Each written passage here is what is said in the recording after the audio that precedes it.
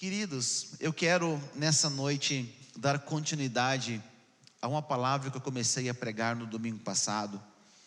Deus, Ele tem movido o meu coração para nós falarmos muito sobre o mundo o qual nós estamos vivendo hoje. Nós falamos tanto do mundo, e do mundo para cá e mundo para lá.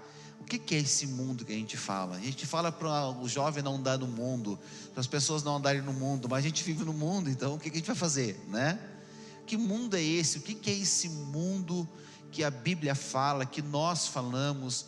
Essa expressão que nós usamos, que não é uma expressão, nós vamos ver hoje, que é uma palavra com fundamento. Então, domingo passado, nós falamos do poder, desse espírito do inimigo que há, né, que tenta nos afastar de Deus, afastar as pessoas da igreja, afastar as pessoas da comunhão com Cristo, desse espírito que existe, né, que nós chamamos de espírito babilônico, que tenta implantar, né, uma mentira sobre a nossa vida, implantar um sistema de governo sobre nós, que não somos nós, pessoas que tentam dizer que somos fracos, que nós não vamos conseguir vencer, que somente através do pecado que vamos conseguir talvez conquistar algumas coisas. Esse espírito que tenta nos afastar de Deus.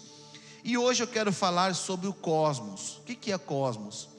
Quando você vai para a Bíblia e você vê na Bíblia a palavra mundo escrita, a palavra mundo não foi escrita mundo, né? A palavra mundo, ela foi escrita cosmos, né? Então, quando Deus criou o cosmos, né? Quando Deus criou todas as coisas. Então, quando você vai lá para o original bíblico, você não vai encontrar a palavra mundo. Mundo é uma palavra em português. Você vai encontrar a palavra cosmos. Essa é a palavra original. E essa palavra cosmos, ela é traduzida para nós do português como mundo. Por isso que cada vez que você abrir a sua Bíblia, você ler na sua Bíblia a palavra mundo, nada mais é do que a palavra cosmos. E qual é então a definição, o conceito da palavra cosmos na Bíblia? Qual é o conceito dessa palavra no meio religioso, na igreja, para nós? Qual é o conceito que a palavra cosmos, o que ela significa para nós? Cosmos é uma existência ordenada longe de Deus. Esse é o significado da palavra cosmos. Uma existência ordenada longe de Deus. Ou seja, algo que existe de uma forma organizada, mas que está longe de Deus, certo? Então, igreja é mundo? Não, porque a igreja não está longe de Deus. Então, quando nós usamos a palavra mundo, nós estamos falando de algo que existe de uma forma ordenada, mas que está longe de Deus. Então, por isso que nós usamos a expressão mundo, porque mundo significa isso. É algo longe de Deus, é algo que está afastado de Deus. Amém? Você entendeu isso? Você precisa entender isso, senão você não vai entender o restante da ministração. Então, quando eu uso a palavra mundo, quando eu digo mundo, eu estou dizendo disso que existe longe de Deus. Não é aquilo que eu vivo no meu dia a dia, não é a minha igreja que eu estou agora, né? Eu estou na igreja, aqui eu não estou longe de Deus, certo? Mas o mundo, quando eu falo mundo, eu estou dizendo de algo, né, de uma existência de alguma coisa, de uma forma muito organizada, mas que está distante de Deus, que está longe de Deus. Amém?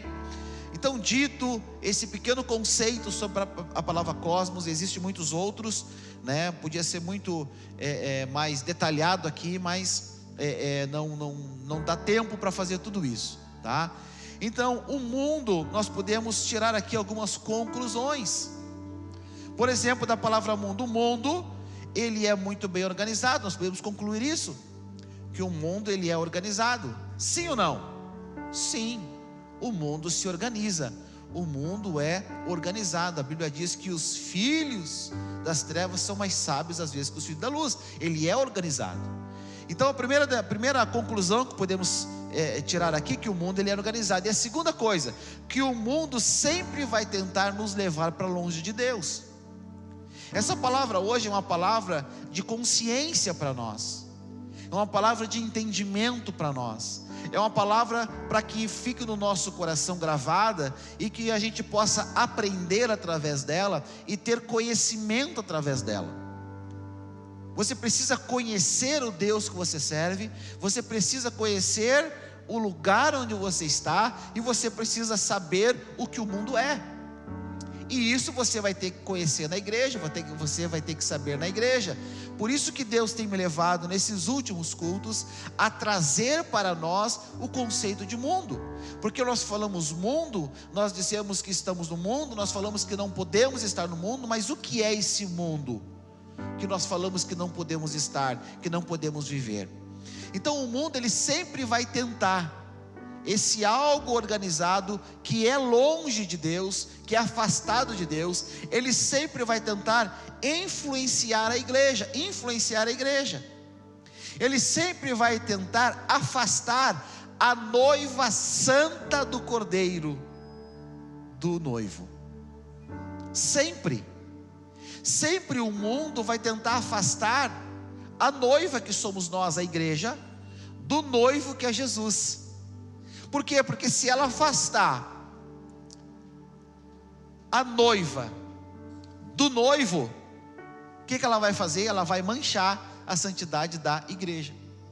Então toda vez que o mundo se levantar contra a igreja, não é para abençoar a igreja, não é para trazer algum benefício para a igreja, mas é para manchar a santidade da igreja, é para destruir os princípios da igreja, é para colocar a igreja num patamar abaixo do que o próprio mundo, porque o mundo, ele é algo afastado de Deus, longe de Deus. Dito isso, eu comecei a pensar, quando que isso aconteceu? Porque nós vamos ler alguns versículos agora, que são até meio intrigantes, porque a gente pensa o seguinte: Deus criou todas as coisas, certo? Deus criou o céu, Deus criou a terra, Deus criou o homem, certo? E Deus mandou então Adão dominar sobre tudo isso.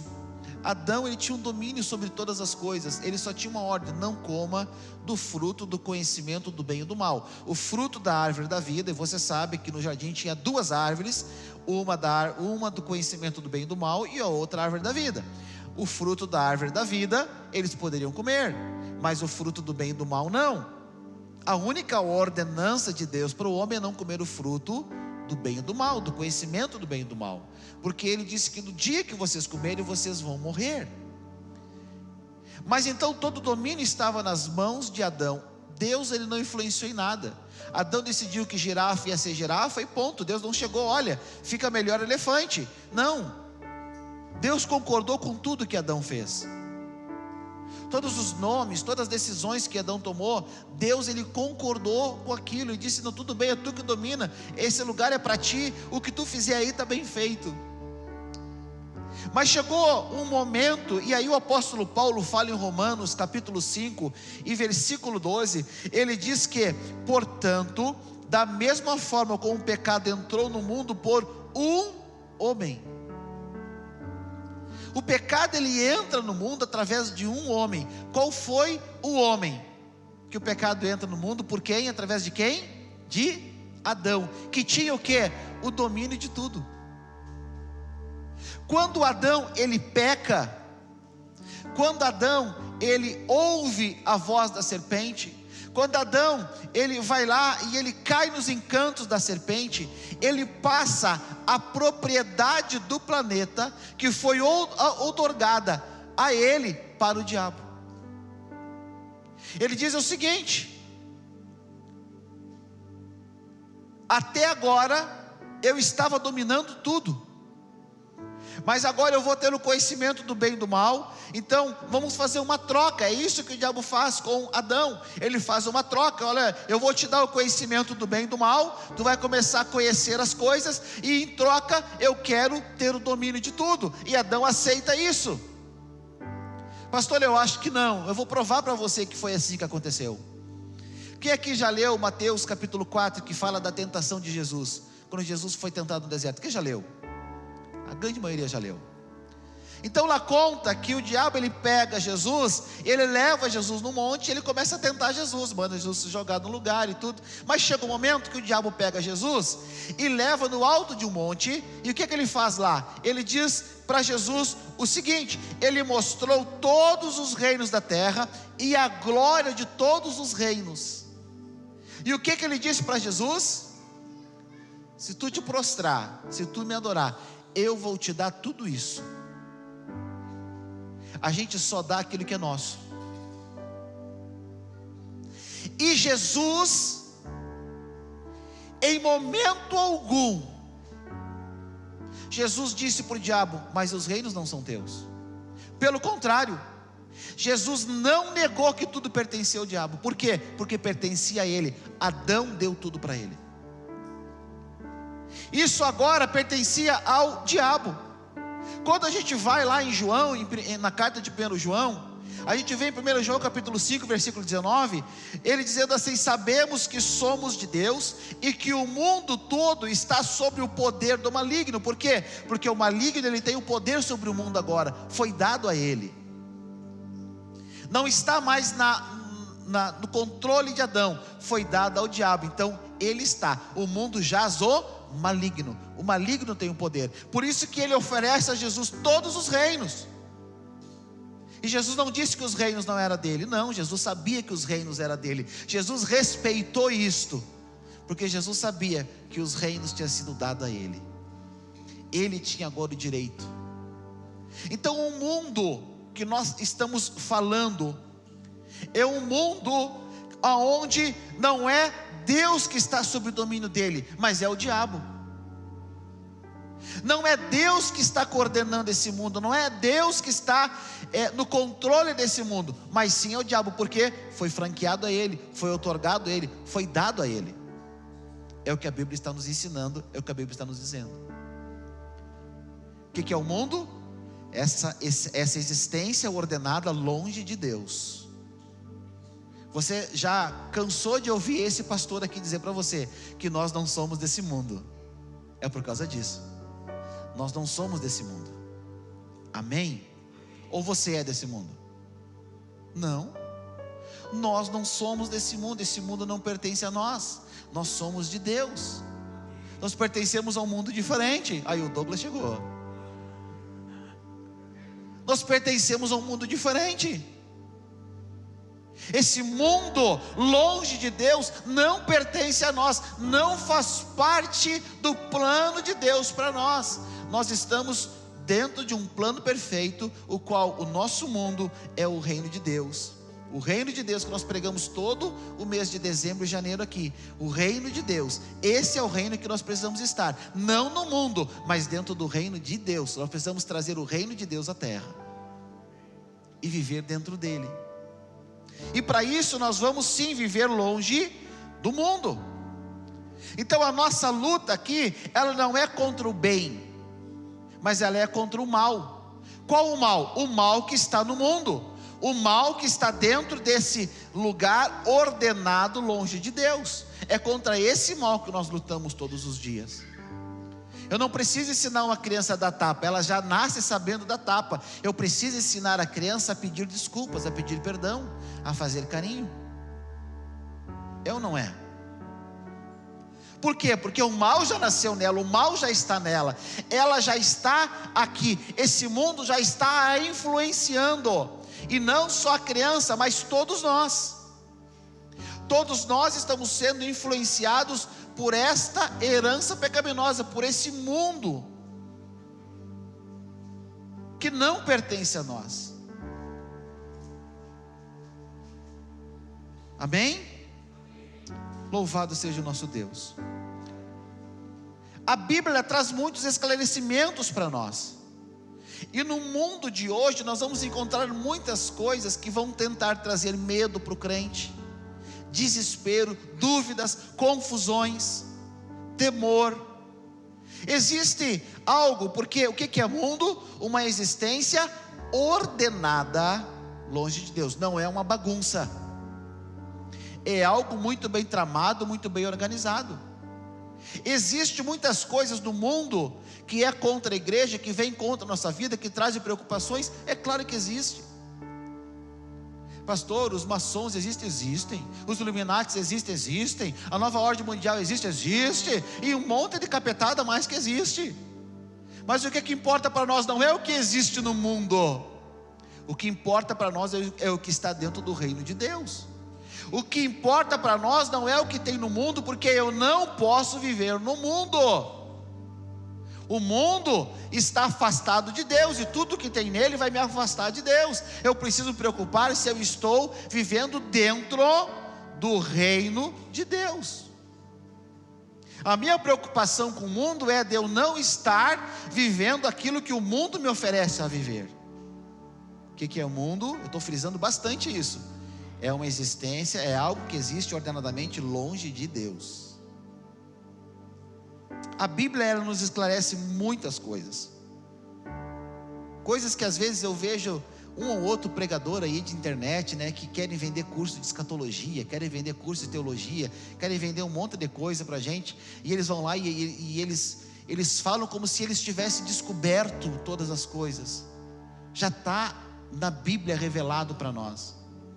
Esses dias dizendo que a serpente, ela ia vir, ia dominar o mundo, que ele tinha descoberto. Gente, Apocalipse, capítulo 12, versículo 9. O grande dragão foi lançado fora. Ele é a antiga serpente, chamada Diabo ou Satanás, que enganará o mundo todo. Ele e os seus anjos foram lançados na terra. É revelação de alguém ou é revelação da palavra esse negócio? A antiga serpente, o diabo, ele está no mundo tentando enganar o mundo. Ele vai vir depois que Jesus buscar a igreja. Não, está dizendo que está já no mundo, e ele já está enganando. Não é depois, ele já está agindo, ele já está fazendo isso agora. Já está enganando as pessoas. Já está fazendo isso. A Bíblia está dizendo que o diabo, ele está tentando enganar as pessoas. Sim ou não sim? Sim. É isso que ele tem feito. E a gente fica surpreso, pastor, como é que pode tanta coisa acontecer no mundo, tanto escândalo, tantas coisas. Irmãos, a Bíblia fala em 2 Coríntios capítulo 4, que Satanás é o Deus desse século. Está aí, leia. O Deus dessa era cegou o entendimento dos descrentes. Preste atenção. Eu já vi gente pregando essa palavra diferente. Eu já vi gente dizendo que o diabo cegou o entendimento dos crentes. Não, aqui está falando descrentes. Não está falando de crente aqui. Está falando de quem não é crente. Ele tirou o entendimento dos descrentes para quê? Para que eles não vejam a luz do Evangelho. O diabo tem cegado o entendimento de quem não conhece a Ele, para que eles não vejam a luz do Evangelho, para que eles não conheçam a Jesus que nós conhecemos. O Deus desse século tem trabalhado para que as pessoas não sejam evangelizadas, para que as pessoas não conheçam Jesus, para que as pessoas não vejam a luz do Evangelho da glória de Cristo. Está aí no texto. Para você que está em casa, 2 Coríntios 4:4. Não é para enganar a gente que já é crente, é para enganar quem não é crente, para quem não é crente não se converter ao Evangelho. É para isso que ele tem trabalhado. É para isso que o Deus desse século tem trabalhado. Então a luta do nosso maior adversário é fazer que os não crentes permaneçam no mundo sendo não crente. Essa é a maior luta. E aí o que ele faz?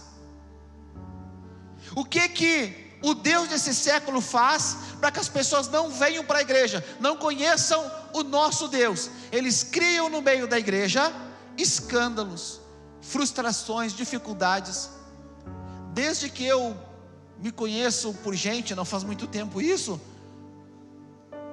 que a gente escuta sobre escândalos na igreja. E olha, um escândalo na igreja, um pastor que cai em adultério, gente, é um alto-falante para o mundo. Todo mundo pode errar, todo mundo pode pecar, mas quando cai na igreja, o mundo ele faz questão de estampar em todos os lugares: olha, é a igreja. Por quê? Porque a igreja é sinônimo de santidade para o mundo. Então, quando algo corrupto acontece dentro da igreja, o mundo diz: na igreja? Pastor caindo em adultério? Pessoas do ministério caindo em adultério? Como é que pode? Gente roubando dentro da igreja? Não, se fosse na política tudo bem, mas na igreja, as pessoas ficam surpresas quando algo escandaloso acontece na igreja. Por quê? Porque a igreja para o mundo é sinônimo de santidade.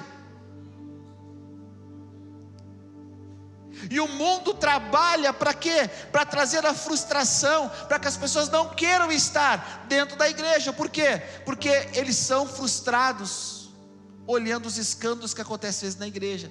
Porque o diabo faz tudo de uma forma ordenada para levar as pessoas para um lugar distante de Deus. Isso é o mundo. Porque o príncipe desse mundo não é Jesus. Vamos para a Bíblia? João capítulo 12, versículo 31. Chegou a hora de ser julgado esse mundo. Agora será expulso o príncipe desse mundo. Quem? O diabo. Ele é o príncipe. Por isso que a nossa luta não é contra pessoas, mas contra principados, potestades. O príncipe desse mundo. A nossa luta é contra ele. Está lá em Efésios capítulo 6, versículo 12, na linguagem ACF: porque não temos que lutar contra a carne e o sangue, mas sim contra os principados, contra as potestades, contra os príncipes das trevas deste século, contra as hostes espirituais da maldade nos lugares celestiais. Então nós precisamos entender que o domínio do mundo foi dado, foi franqueado ao nosso adversário. Pastor, nós vivemos desse mundo. Nós vivemos desse mundo, mas nós não somos desse mundo. Se eu vivo nesse mundo conforme o mundo quer que eu viva nele, então eu estou negando a minha essência de Deus na minha vida. Porque o mundo é um lugar longe de Deus. João capítulo 5, versículo 19: sabemos que somos de Deus e que o mundo todo está sob o poder do maligno. E aí a gente entra em algumas confusões mentais. Eu vou falar mentais mesmo, porque é um monte de coisa, gente. Eu queria assim ter uns 3 dias para falar isso aqui tudo para vocês. Não dá, tem que falar, e agora tem mais 20 minutos aqui no máximo. Mas é uma confusão que o mundo coloca na cabeça das pessoas. Porque uma coisa o mundo tem colocado na nossa cabeça: que a gente tem que ouvir tudo e todos. Qualquer pessoa que apareça numa rede social, numa internet, num vídeo que manda pra gente, a gente ouve, a gente escuta, a gente acha que tudo é de Deus, que tudo é Deus, que tudo é ótimo. Esses dias eu recebi um vídeo e o rapaz chorava, e não sei o que mais, e daqui a pouquinho porque no livro de Ellen White, ele é adventista, e estava no meio do grupo dos crentes. Os crentes, ai que maravilhoso. O cara estava pregando não em cima da Bíblia, mas em cima do livro do Ellen White. E por nós desconhecer às vezes algumas informações, a gente cai em alguns enganos. Olha 1 João capítulo 4, versículo 3, diz assim: mas todo espírito que não confessa a Jesus não procede de Deus. Amém? Até aqui? Você concorda com esse versículo? Se não concordar, você vai ter um problema com João, né? Seguinte: este é o espírito de quem, irmãos? De quem? Então por que tem gente esperando o anticristo voltar? Quer dizer, vir. Por que tem gente esperando o anticristo chegar? Se a Bíblia está dizendo que o espírito do anticristo já está aqui. Vamos ler. O espírito do anticristo, acerca do qual vocês ouviram que está vindo, e agora já está no mundo. O que é anticristo? É aquilo que se opõe a Cristo, que é contra Cristo. Isso é anticristo, algo que se opõe a Cristo. Todo espírito que não confessa Jesus, ele é um espírito de um anticristo. Eu não preciso ter uma pessoa, um ser. Eu me lembro que quando o Obama ganhou as eleições, o pessoal dizia: olha, esse aí é o anticristo. Ignorância das pessoas.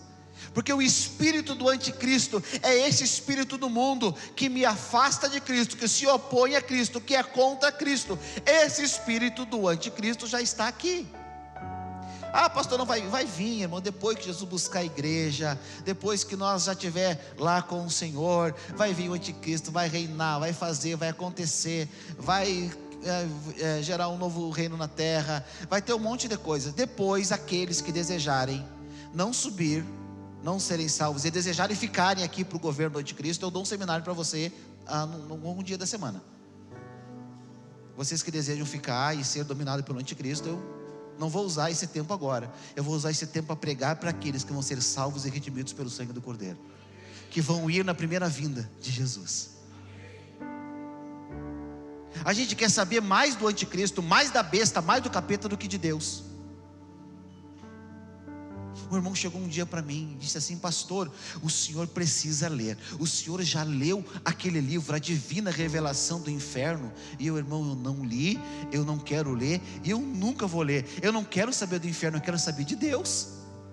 Para que eu vou querer ficar expert do inferno se eu não vou para lá? Eu tenho que ficar expert da Bíblia, de Deus, porque eu vou para Deus. Eu vou para o céu, eu tenho que saber de lá. Eu não tenho que estar preocupado como é o inferno. Eu tenho que estar preocupado se meu nome está escrito no livro da vida. É simples o Evangelho. Mas o espírito do mundo vem e quer criar uma bagunça no nosso meio. O espírito do anticristo já está no mundo, operando no mundo, agindo no mundo, tentando fazer os crentes viverem no mundo. É isso que o espírito do anticristo tem feito. Tem entrado dentro da igreja e tem dito para os crentes: não faz mal, não tem importância nenhuma. Esse pastor, ele é caduco, ele está velhinho já, ele é para lá, ele não dá muita bola para ele, que ele não sabe muito o que fala não. O espírito do anticristo, ele vem para você e diz assim: olha, não tem problema beber uma cervejinha, não tem problema tomar um whiskyzinho de vez em quando, não tem problema eu curtir uma festinha de vez em quando, não tem problema uma mentirinha, não tem problema uma escapadinha, não tem problema um namorinho aqui, um namorinho lá, uma passadinha de mão aqui, uma passadinha de mão lá, um adultério hoje, outra manhã. O mundo diz que não tem problema, mas o reino de Deus diz que tem um problemão, e muito grande, que coloca em pauta a tua salvação. Não ameis o mundo e nem o que no mundo não ameis esse negócio que me afasta de Deus, e nem o que tem nele. Mas o que nós temos muito são crentes apaixonados pelo mundo, que não conseguem se desvincular do mundo, que não consegue abandonar o mundo. O mundo está tão forte nas veias deles, que eles não conseguem perceber, se dar de conta, que se continuarem dessa forma e dessa maneira, Jesus vem e você vai ficar para desfrutar o domínio do verdadeiro anticristo. Aí sim, aí você vai ter medo. Aqueles que ficarem, que não forem na primeira volta de Jesus, vão sofrer um bocado. Estava amaldiçoando, pastor? Não, eu estou dizendo que vai acontecer.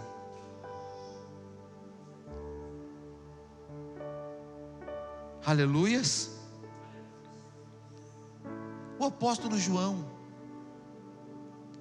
ele recebe uma revelação de Deus, visões de Deus. Ele é sensacional. E ele fala para nós que o espírito do mundo, ele prospera quando o homem ele persegue a concupiscência. O que é concupiscência? É cobiça.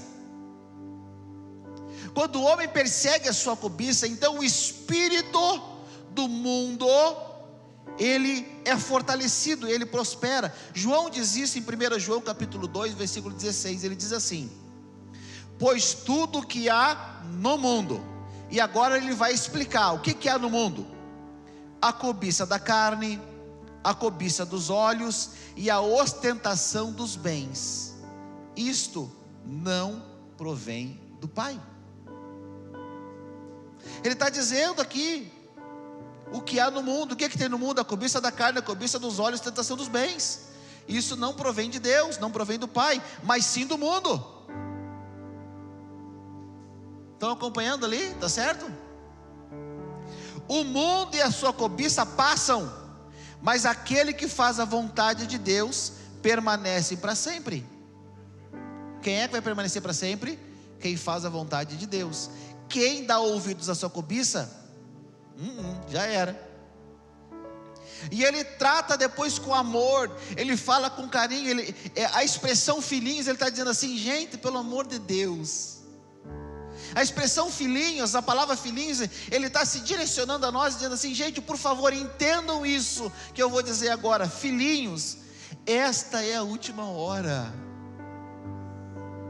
Ele está dizendo, pelo amor de Deus, entendam isso, gravem isso, abram a mente para entender.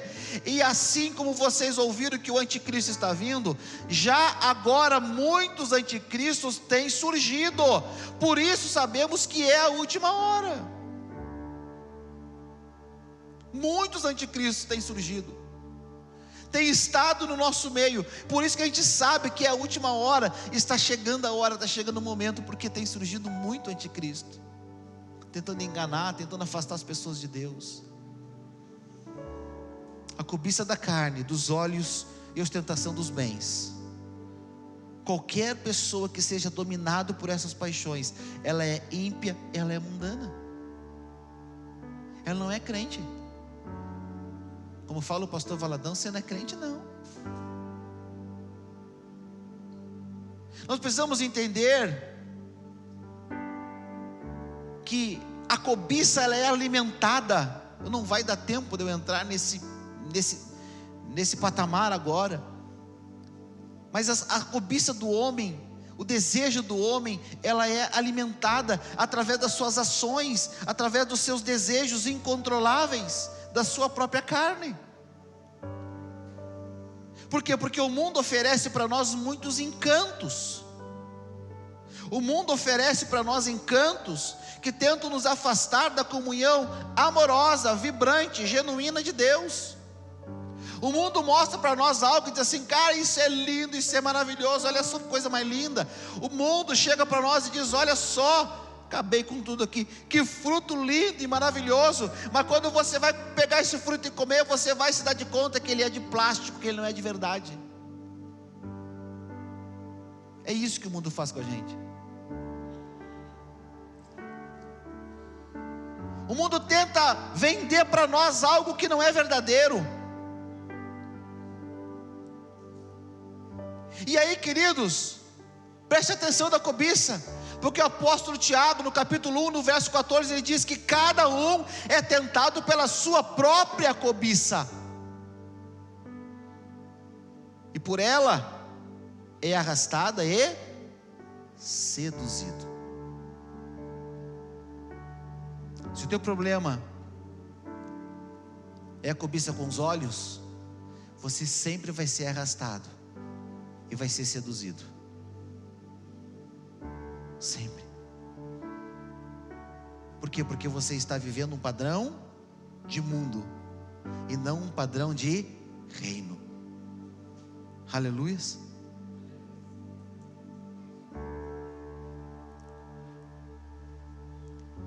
o que acontece com a gente? Viemos para a igreja, ouvimos a palavra. Hoje eu dou razão para ter gente cansada e com sono, porque eles realmente queimaram muita energia esse final de semana. Mas eu não estou falando desse cansaço físico. Eu estou falando de quando a gente vem para a igreja e a gente não quer estar aqui, ou aquilo que está sendo pregado para nós tanto fez quanto tanto faz, porque eu vou sair por aquela porta e eu não vou fazer nada daquilo que foi pregado.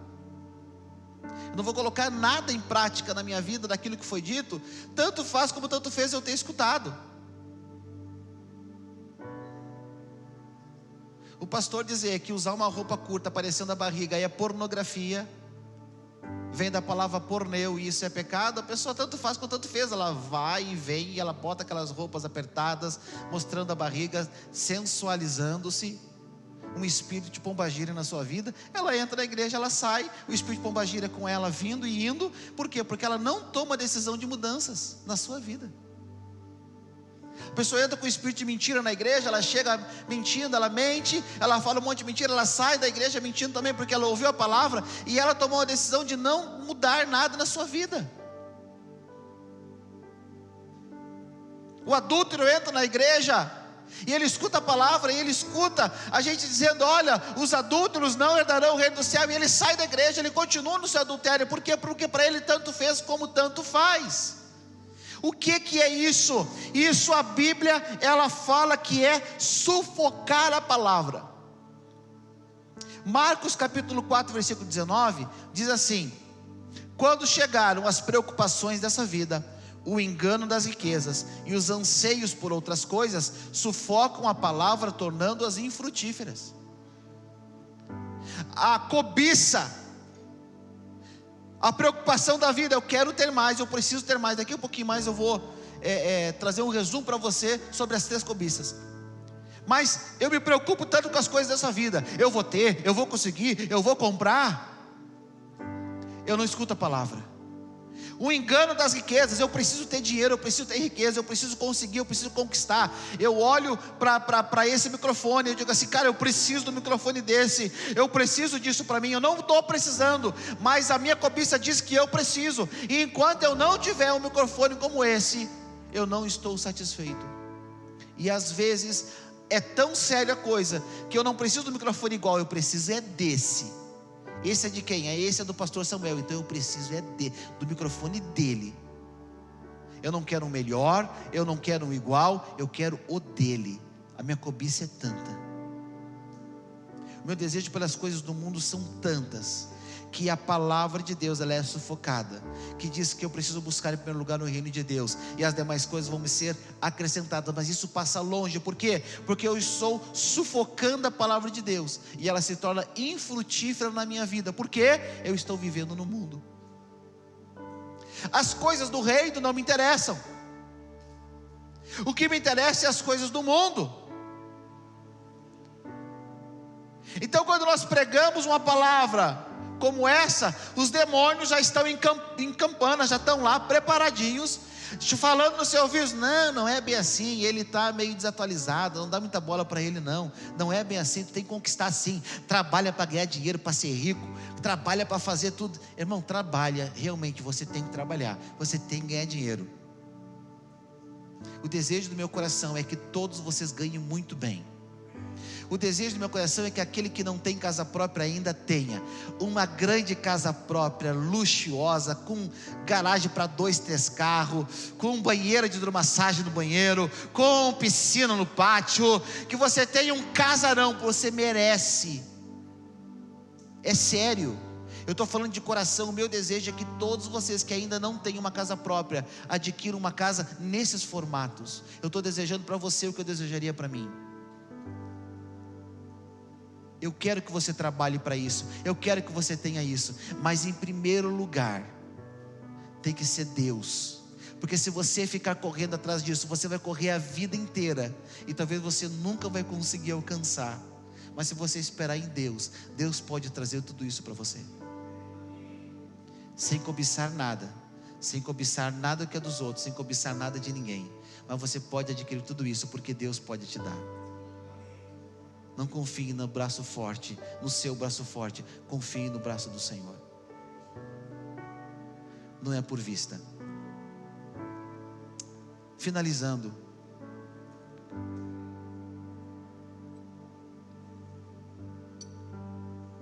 à medida que nós vamos nos entregando às cobiças desse mundo, o meu interior ele vai se corrompendo, o meu amor por Jesus ele vai se esfriando. Nós falamos sobre isso no domingo passado. E tudo aquilo que envolve a igreja se torna para a minha vida um ativismo. Já parou para pensar nisso? Quero que você pense agora. Você vem na igreja e qual é o motivo da palavra? Jesus ele é sucinto com a gente. Ele diz: conhecereis a verdade vos libertará. Se eu venho na igreja e eu não sou liberto, é porque eu não conheci a verdade. Então a minha vinda na igreja nada mais é do que um ativismo, do que um costume religioso. Eu preciso vir na igreja para me ser mudado, para me ser transformado, para me tornar uma nova criatura, para que o mundo se afaste de mim e eu esteja mais perto de Deus. Mas se quando eu venho, eu escuto a palavra e nada muda na minha vida, então eu estou vivendo uma vida de religiosidade. O que adianta? O mundo vai continuar influenciando você. Se você não decidir largar o mundo e viver realmente dentro dos propósitos de Deus, você vai viver uma vida de fachada. Não adianta. Nós podemos dizer que amamos o Senhor, que Ele é tudo para nós. A gente canta, né? Tu és tudo para mim, eu te amo, tu é a minha vida, tu és o rio que flui, tu és o meu tudo, o meu vaso, me quebra, me faz de novo. A gente chega aqui e a gente fala um monte de coisa para Deus, mas o nosso tempo e as nossas energias, elas são canalizadas para as atrações que o mundo nos traz, e não para Deus. Porque se as minhas atrações, as minhas energias fossem canalizadas para Deus, eu dizia: o que eu posso fazer para o Senhor essa semana? De nada nós entramos aqui pensando assim: bom, vou terminar o culto hoje, eu vou lá, vou fazer um lanche, depois do lanche vou dormir, e amanhã, essa semana, segunda-feira eu vou fazer isso, terça eu vou fazer aquilo, quarta aquele outro, que cinco, Nada da sua agenda semanal tem o nome de Deus, a não ser que você esteja precisando pedir alguma coisa. Aí a gente lembra de Deus. A nossa força, a nossa energia não está canalizada para Deus, está canalizada para as nossas vontades, para as nossas cobiças.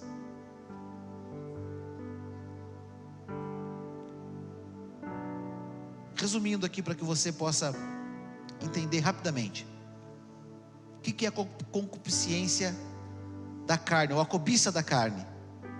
Abrange todas as esferas de prazer da minha vida: entretenimentos, confortos, vícios, filmes, esportes, viagens. É isso que me domina, aquilo que domina a minha carne. Pastor, o senhor está dizendo que a gente não deve viajar, que a gente não deve praticar o esporte? Eu não estou dizendo isso de forma alguma. Eu estou dizendo que isso não pode ser o teu primeiro.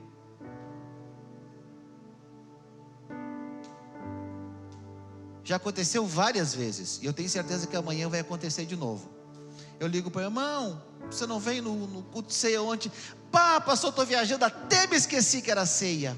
Nossa, um crente esquecer que o primeiro domingo do mês é o culto de ceia, é o culto de você renovar a aliança com Deus, esse crente está bem mal.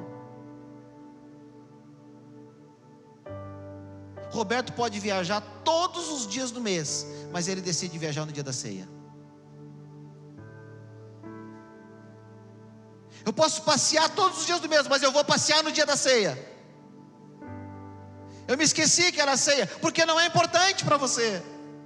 As coisas da carne, as coisas do mundo, elas são mais importantes para mim. A minha força, a minha energia está canalizada na concupiscência da minha carne. Só tem um detalhe: pastor, eu não devo viajar. Irmão, você deve viajar. Hoje eu orei aqui para uma família que foi tirar férias. Eu disse: Senhor, dá para essa família as melhores férias que eles já tiveram até hoje na vida deles. Eles precisam que eles sejam felizes, que eles descansem, que eles curtem, que eles se alegrem, que eles se divirtam. Precisamos tirar férias. Um outro irmão chegou para mim um dia e disse: pastor, faz 10 anos que eu não tiro férias. Eu disse assim: tu vai perder a tua casa. A tua esposa vai chegar um momento que não vai aguentar mais, os teus filhos não vão aguentar mais. Para tudo e vai tirar férias, vai descansar. Vai com a tua família para algum lugar, faz qualquer coisa. Nós precisamos tirar um tempo de descanso. Agora, esse tempo não é todo domingo. Esse tempo não é sempre. A concupiscência da carne, a cobiça da carne, ela abrange essa esfera de prazer. A concupiscência dos olhos, a cobiça dos olhos, ela se refere aos desejos intensos de possuir aquilo que vê. Geralmente o desejo de ter aquilo que é do outro. Geralmente a concupiscência dos olhos, ele é mais ou menos assim: o presbítero Ladir trocou de carro, comprou um carrão. Eu preciso comprar um carro daquele. Ou então ele me convida para dar uma voltinha: pastor, vou dar uma voltinha para o senhor conhecer o carro. E eu entro lá: um dia eu vou ter um carro desse. Um dia eu vou querer. Será que dá para me comprar? Eu começo. A concupiscência dos olhos é quando eu desejo aquilo que é do outro. Eu não quero saber o que Deus tem para mim, eu quero o que é dele. Eu preciso aquilo que é dele. Você conhece gente assim? É aquela irmã que no inverno ela entra com um casaco de pele. Você vai lembrar da história. Ela entra com a casaco de pele no culto. Todo mundo olha: pô, casaco de pele lindo. No outro domingo, uma outra irmã com o mesmo casaco de pele, igual, até o tamanho igual, a chinchila era a mesma, o mesmo bichinho. O pessoal olha e diz assim: eu preciso ter aquilo. Eu olho para o violão do Mateus, eu digo: cara, eu preciso desse violão. Eu não quero um violão igual, eu não quero melhor, eu quero o dele, porque ele tem, e se ele tem, eu tenho que ter também. Concupiscência dos olhos geralmente está associado aos bens materiais, às roupas da moda. Pergunta para os nossos jovens que foram no retiro qual é a definição de moda que eles vão contar para vocês. Você vai ficar abismado o que significa moda. Aonde foi criado e quando surgiu e por quê? Moda, ela não surgiu para vestir você bem. A moda, ela surgiu para vender o seu corpo. Estou andando na moda. Eu não estou dizendo para você não se vestir bem. Se você puder se vestir bem, coisa boa. Se você puder comprar uma roupa de marca, coisa boa. Agora, se você não puder comprar uma roupa de marca, compra a roupa na lojinha da esquina. Mas não é a roupa que vai fazer você ser alguém, mas desejar a roupa do outro. Isso sim. O irmão está usando, que marca essa aí? Um dia eu vou ter uma camisa dessa. Concupiscência, desejos. E a soberba da vida? O que é a soberba da vida? É uma avaliação exagerada de si mesmo. Sabe aquela pessoa que ela sabe tudo? Você vai dizer alguma coisa para ela, ela já sabe. Ela pergunta um conselho para você, e quando você vai dar o conselho, ela diz: não, pastor, mas assim, e ela já responde. Soberba da vida. Uma vez atendendo o irmão do escritório: irmão pastor, eu vim aqui porque eu estou com preciso de um conselho, uma opinião sua, tal e tal coisa assim. Eu disse: bom, irmão, eu acho que esse caminho que o senhor está tomando não é bom. Não, pastor, mas assim, eu já decidi, eu vou fazer isso. Eu disse assim: então por que você está aqui?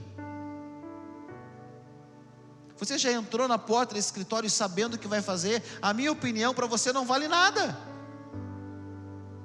O que Deus tem para dizer para ti não é importante, porque você já tomou uma decisão. É como o casal que chega para mim, para Simone, e diz assim: olha, não dá mais, eu não quero mais, eu já decidi. Se você já decidiu, o que nós vamos fazer? Vamos amarrar vocês dois? Se nós pudéssemos, nós amarrávamos, mas é cárcere privado.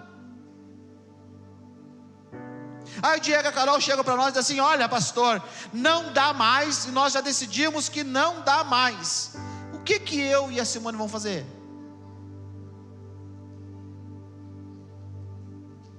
Nós não temos o que fazer, porque o casal já tomou a decisão, não queremos mais. Agora, quando o casal chega para nós: pastor, nós estamos com dificuldades, a gente não está se entendendo, a gente briga até mesmo com a pasta de dente aberta e fechada, a gente não consegue se tolerar mais, a gente precisa de ajuda.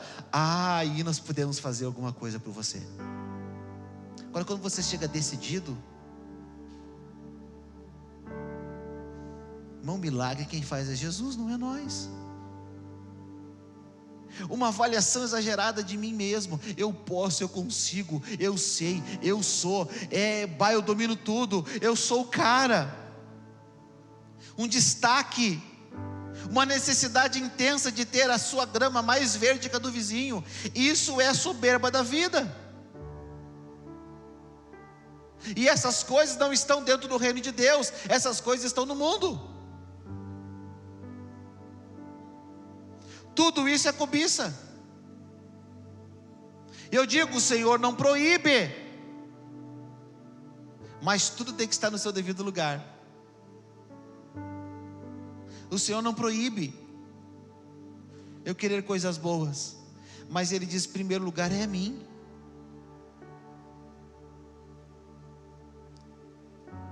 Então, para terminar, agora realmente terminando, já se errei 3 vezes a mensagem, essa é a terceira. Nós não podemos permitir que a cobiça ela permaneça na nossa vida. Nós não podemos permitir que o espírito do anticristo, que isso que me afasta de Deus, eu não posso permitir que o mundo ele esteja dentro da igreja, que ele esteja dentro de mim. As coisas do mundo não podem estar aqui dentro, gente. Não ameis o mundo e nem o que nele há. Eu não posso permitir que o mundo tenha mais influência na minha vida do que Deus. O mundo nunca vai nos dar conselhos para nos aproximar de Deus. Mas o que o Deus desse século vai fazer? Quem é o Deus desse século? 2 Coríntios 4:4. O que o Deus desse século vai fazer? Afastar você de Deus. O mundo não tem nada para nós. O mundo só tem afastamento de Deus para nós. Aleluias. Você pode dizer glória a Deus? Bendito é o nome do Senhor. André Bonner tem uma frase que eu gosto muito. Ele diz assim: eu procurei a igreja e a encontrei no mundo. Procurei o mundo e o encontrei na igreja. Já parou para pensar nessa grande verdade?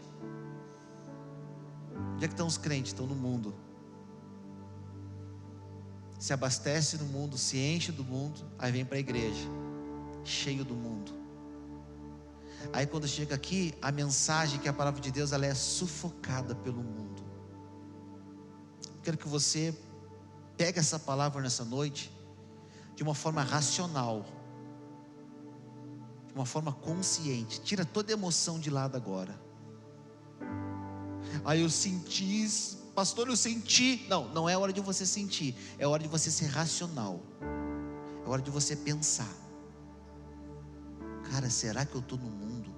Será que eu estou amando as coisas do mundo mesmo? Aí pastor, eu senti que eu estou no mundo. Não, você tem que saber onde você está. Você tem que saber se você é um mero religioso, que frequenta a igreja todo domingo ou somente o domingo de ceia.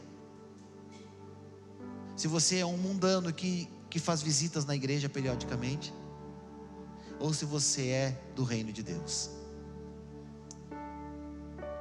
Eu queria orar com você nessa noite. Eu não vou orar por você, eu quero que você ore.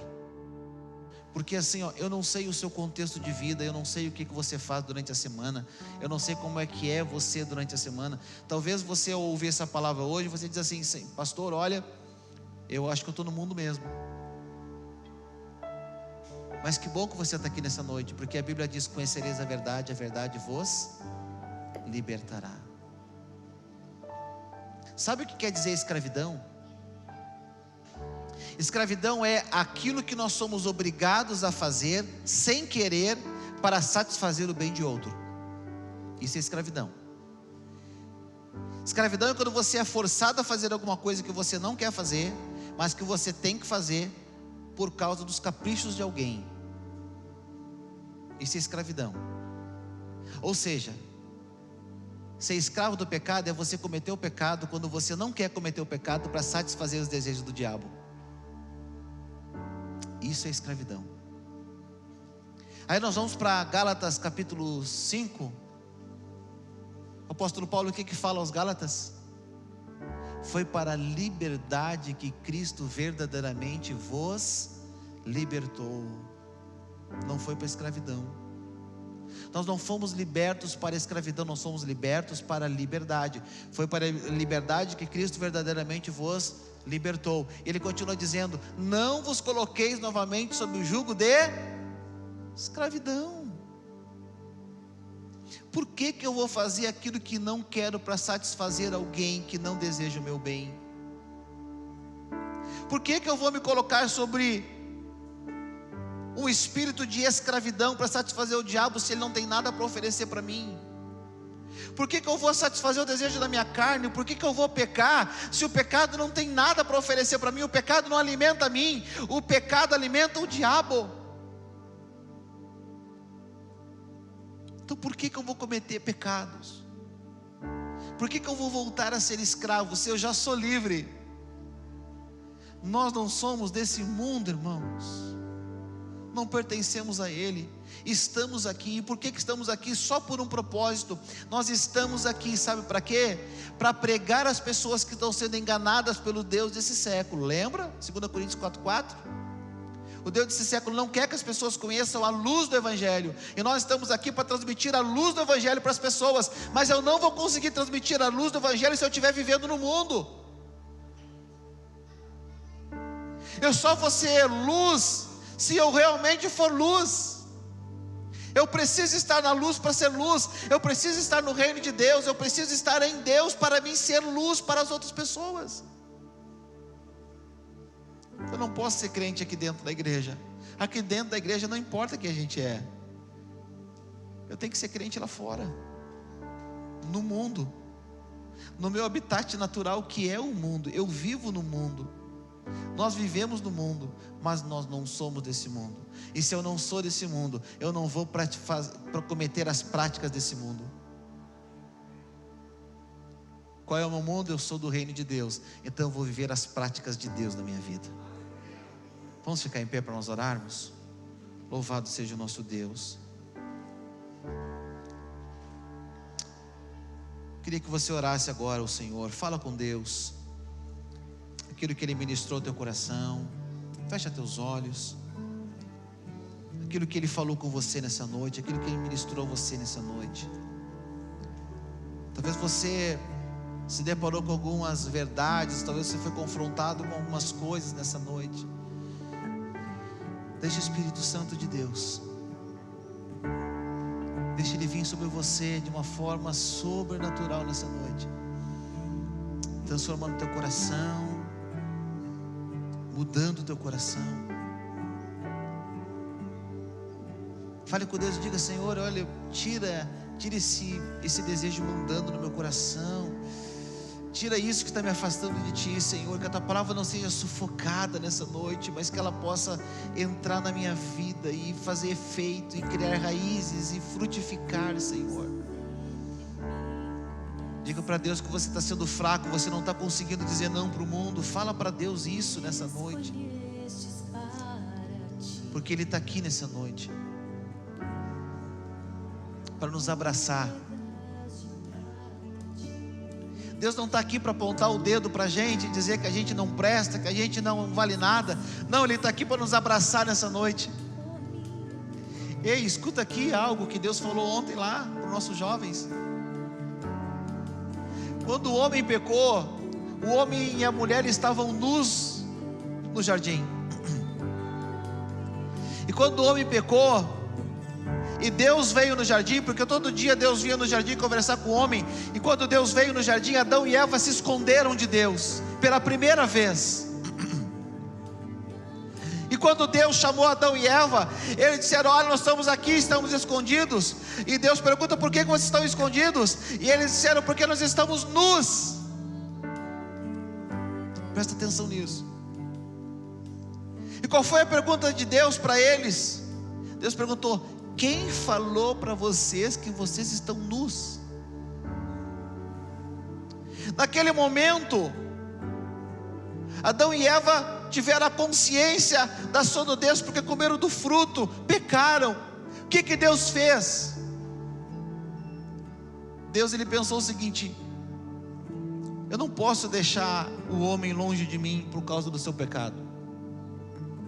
Eles estão com vergonha de mim porque eles estão nus, porque eles estão sem roupas. Gênesis capítulo 3, verso 20 e poucos, diz assim: o próprio Deus pegou pele de animais e fez roupas para Adão e Eva. Sabe o que Deus faz quando a gente peca? Ele não coloca no Facebook, no Instagram, Ele não nos expõe, Ele nos cobre. Quando a gente vai para o mundo, a gente comete um monte de coisa errada, a gente faz um monte de coisa que não agrada a Deus. Deus, ele não vai lá na capa da revista, na capa do jornal no dia seguinte e nos expõe, não. Ele encobre. O amor dele nos veste de perdão e de misericórdia. Talvez você tenha vivido um estilo de vida até hoje, até agora, que talvez não tenha agradado muito a Deus, que não tenha te feito muito próximo de Deus. Talvez o teu estilo de vida tenha sido mais o estilo de uma pessoa mundana do que uma pessoa do reino de Deus. Mas nessa noite, Jesus não está expondo o teu pecado, pelo contrário, Ele está te vestindo com roupas santas, Ele está te encobrindo, Ele está encobrindo você com o amor dEle, com a graça dEle, com a compaixão dEle, com o perdão dEle. Ele está dizendo: meu filho, eu estou aqui, eu estou te encobrindo nessa noite. Ele não quer você longe, Ele quer você perto. Ele não quer afastar você dEle, Ele quer aproximar você dEle. Por isso nessa noite sinto o amor desse Deus.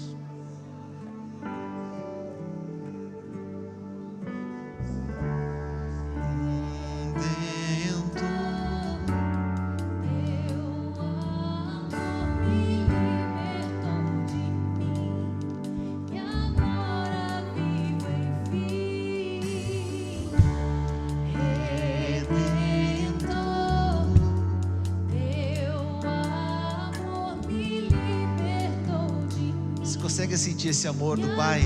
Diga mais uma vez: Redentor, diga. Redentor,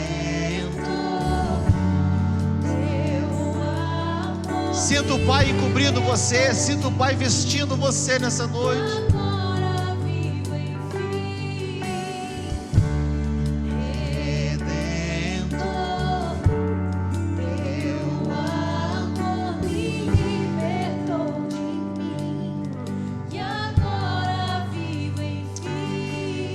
Pai, nessa noite nós oramos a Ti, Jesus.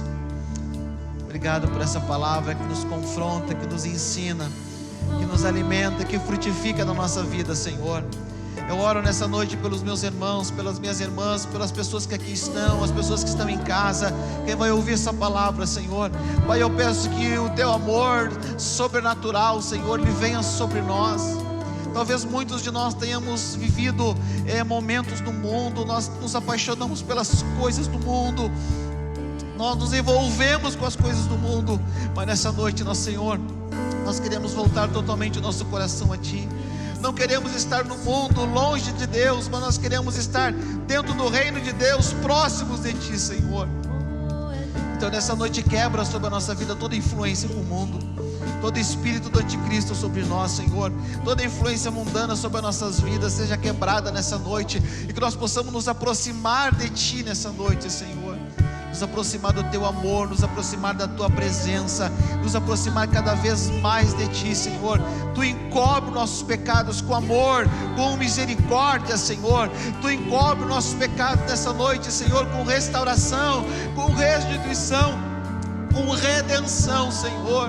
Então, Pai, nessa noite derrama sobre nós o Teu perdão. Perdoa-nos, Pai, porque nós nos afastamos de Ti, nós nos enchemos com os desejos da nossa carne, nós nos enchemos com as propostas do mundo. Mas nessa noite nos enche com o Teu Espírito, nos enche com o Teu poder, Senhor, e afasta de nós tudo aquilo que não pertence a Ti. Afasta de nós, Senhor, todo espírito que não confesse a Ti, Senhor, porque nós somos Teus, somente Teus, Pai, nessa noite. Diga: Redentor. Aleluias.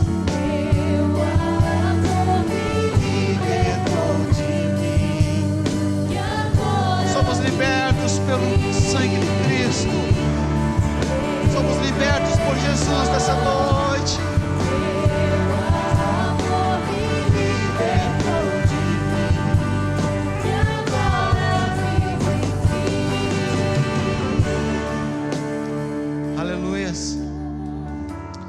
Que o amor do nosso Pai esteja sobre a sua vida nessa noite, em nome de Jesus. Amém, igreja?